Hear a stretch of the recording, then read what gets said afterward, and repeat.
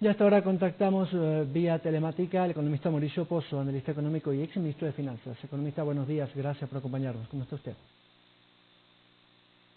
Buenos días, gracias por la entrevista. Bueno, vamos primero con los temas de coyuntura internacional, y es que hace pocos días Ecuador logró, primero, lo que conversábamos hace una semana más o menos con usted, 2 semanas, renegociar con los tenedores de los bonos, de los 17.000 millones de dólares, casi un 98% de estos tenedores lograron aceptar la propuesta de Ecuador para, digamos, tener una flexibilidad. Primero ese tema y luego analizaremos también lo que han hecho con China. ¿Cuáles son los pasos administrativos, burocráticos que permitirán seguir esta línea de negociación nueva que ha planteado Ecuador, sobre todo en el tema de los tenedores de bonos? Bueno, el proceso siguió una ruta, yo diría, absolutamente favorable al Ecuador. Terminó con la aceptación, como usted menciona, de más del 98% de los bonos. Y esto significa que lo que tiene que ahora producir es un ordenamiento de la documentación y la suscripción tienen que hacer los tenedores para el reemplazo de los 10 tipos de bonos que son los que estaban circulando con los 3 nuevos tipos de bonos en base al nuevo acuerdo. Pero eso es un tema, diría yo, mucho más legal y administrativo. El proceso ya está acordado, ya está cerrado. Inclusive yo le diría algo, aquellos que estuvieron tratando de paralizar el proceso, inclusive boicotear el resultado final, terminaron adhiriéndose a la propuesta ecuatoriana, y desde ese punto de vista parece que es un buen resultado y que le da una carta de presentación al gobierno para buscar un mejor acuerdo con la China. Y hay una relación obviamente mucho más integral y difícil por todo lo que está involucrado en ese proceso. Se está esperando recursos que todavía no entran, de 2.400 millones de dólares. Existe la relación de los proyectos grandes de infraestructura con ellos. Hay el tema de la relación comercial. Vendemos camarón, vendemos banano a ese país. Él nos vende una gran cantidad de productos que, por cierto, nos produce un déficit comercial. Y adicionalmente hay el tema de las Galápagos. Lo de fondo ahí, creo yo, es que no hay que mezclar las cosas, hay que tratar cada una en su ruta, en su andarivel, y buscar obviamente el beneficio para el Ecuador. Dice el ministro que serían más o menos 1.500 a 1.800 millones que dejaríamos de pagar en estas obligaciones con los tenedores de bonos. Pero con China, en la deuda bilateral, que son casi 5.000 millones de dólares, si usted me corrige si la cifra no es exacta, también hay nuevas condiciones. Y bueno, el ministro ya lo ha comunicado la semana pasada y ha dado algunas especificaciones técnicas. Con estas dos reestructuras de las obligaciones, Ecuador lo que va a tener es un respiro de caja, de liquidez, es decir, no tendrá que sacar dinero de donde no tiene para cubrir esas obligaciones internacionales, pero sin embargo sigue no teniendo plata para suplir los gastos corrientes, los gastos normales de la administración del Estado. ¿Cuál podría ser el otro escenario antes de llegar a una nueva negociación con los organismos multinacionales, multilaterales como el FMI, por ejemplo? Bueno, no hay muchos espacios.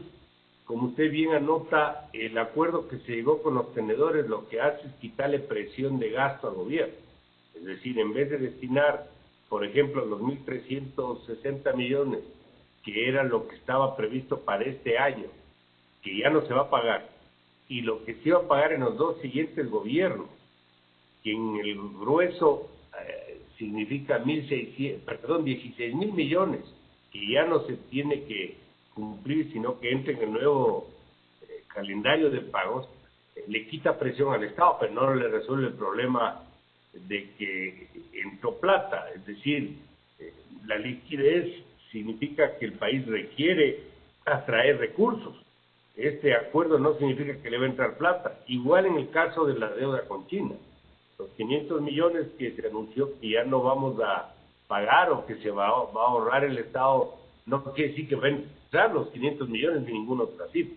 Esto significa en términos prácticos que el Ecuador sigue adoleciendo de un problema de recursos y de liquidez, y las fuentes para poder nutrirle al país de ese recurso es, en primer lugar, el financiamiento que está buscando, por un lado, con la propia China, como mencioné, 2.400 millones, y por otro, tiene que buscar suscribir, yo diría, máximo hasta el mes de septiembre, un acuerdo con el Fondo Monetario, que involucre acciones a adoptar por parte del gobierno en lo que le queda de la actual administración, más o menos 10 meses, y lo que se podría incluir para un siguiente gobierno, a pesar de que ahí obviamente el escenario es absolutamente incierto.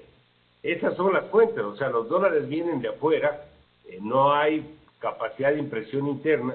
Lo que sí tenemos que hacer, obviamente, es continuar con la tarea, es decir, seguir reduciendo el tamaño del Estado, seguir mejorando la calidad del gasto público, y de esta manera pues buscar, aunque sea de manera gradual, ir saliendo de la iliquidez fiscal que tenemos. Ahora, el gobierno hace sus mejores esfuerzos para reducir el tamaño de la administración central, llámese gobierno central.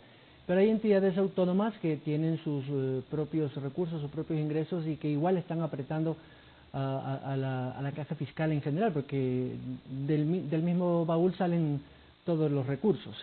Pero no hay la misma comprensión quizás, o no sé si la palabra sea sacrificio, de las otras instancias estatales, llámese administraciones locales, organizaciones que tienen que ver con el resto de la administración pública, no sé si de pronto las universidades. Le escuchaba a la ministra Romo que hacía énfasis en eso, que de los 1.200 millones que recibe la universidad pública en general, se le pedía un esfuerzo de 100 millones. Es decir, tal vez el impacto no sea mucho, pero ante la presión social y las demandas de la universidad, por ejemplo, no se pudo ahorrar esos 100 millones, y así podemos poner ejemplo en Petroecuador y algunas otras instancias no gubernamentales oficiales. ¿Por dónde más se podría achicar el tamaño del Estado? Bueno, lo que usted menciona es absolutamente cierto. Este no es solo un problema del gobierno central, llamémoslo así, de los ministerios. Este es un problema de todo el sector público, y ahí en el sector público están entidades autónomas, entidades de control, universidades, como usted bien anota, está todo lo que tiene que ver con gobiernos seccionales, municipios, prefecturas, juntas parroquiales, etcétera. Entonces, el requerimiento de bajar el tamaño del Estado es para toda la esfera pública, no es solamente para el gobierno central. Los excesos se ven en toda la esfera pública, en Petroecuador, en Petroamazonas, es decir, por todo lado existe este problema. Y me parece a mí, lamentablemente, que existe una suerte de falta de comprensión y falta de entendimiento de la gravedad del problema. Todos defienden su metro cuadrado, a mí no me topan, topen el resto, y esto así no va a funcionar. Fíjese lo irracional que a veces se torna esta situación. El gobierno central recibe rentas petroleras, el presupuesto, rentas petroleras y rentas tributarias. De acuerdo a la ley,